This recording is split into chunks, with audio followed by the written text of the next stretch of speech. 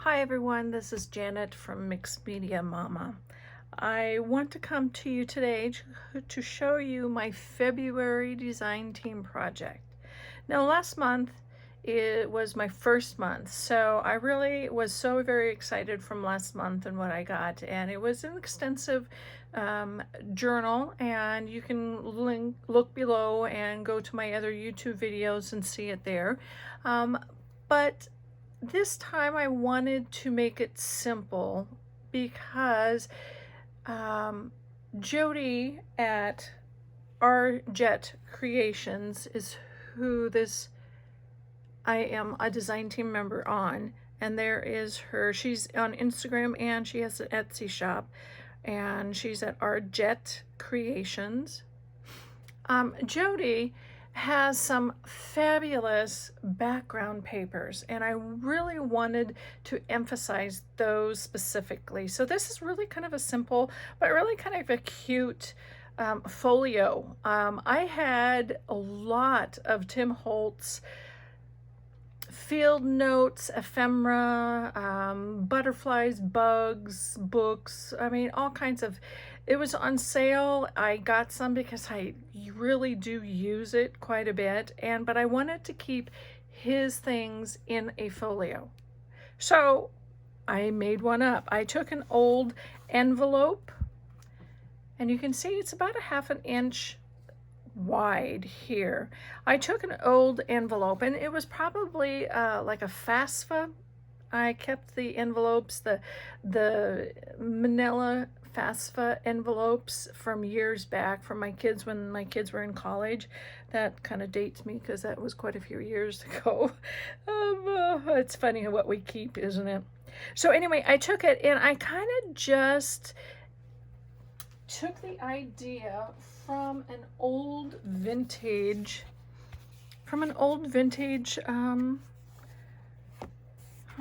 photo holder. I just love these. I think they are beautiful, but I didn't really want to use this, so I kind of adapted it. I made the folio a little smaller, and used her and her pages, and it just really, I'll explain it to you, but I wanted to give you, I put a little vintage map. This was from a world atlas. Oh, I just thought it was so cool. So cool. So, and then I did not iron out these sari silk right here just because I love the bunched up look. I just wrapped it around because it gives it a lot of room to grow, so to speak, and I just added a button right there, or excuse me, not a button, a eyelet, but it was a closed eyelet. And so let's go in. So the blue back, so you can see this is her. This is a digital from her background set. If you go to her Etsy shop, you will see that it is a digital, and I believe it is specifically called backgrounds. So, and the blue, and then of course this yellow back here is also from her in the whole set. So I just really made it very easy. I wanted to kind of show you. What I did is that I just made that whole, I cut the envelope into the size that I want. I kind of just eyeballed it, and I cut it to the size that I want. And these little plastic things, it is just transparent. Sometimes you can use it off of old packaging. I did not want it to be really stiff. I wanted to have some give there, but you can get some transparency film or transparency paper. Back in the day, I'm dating myself again, we used to have transparency overheads, and we would write, the teachers would be writing on these. So anyway, you can still get them at office, and they really come in a lot of handy. I just have some transparency on hand, not necessarily just from some packaging is a little bit thicker, so that's what this is just some packaging, but that's about the thickness of it. So I measured how much I want. I glued it on. I used my, you're gonna get some glare. I don't want that glare there, but sorry. I glued it on with a art glitter just around here so it would stay. And then I took it to my sewing machine. Here is a tip.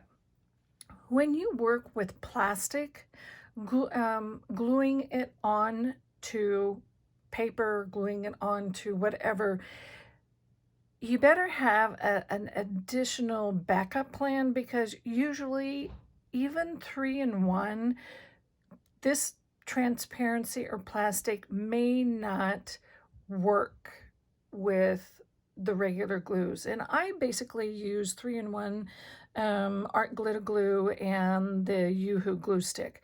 But so I knew from previous experience that I needed to sew around.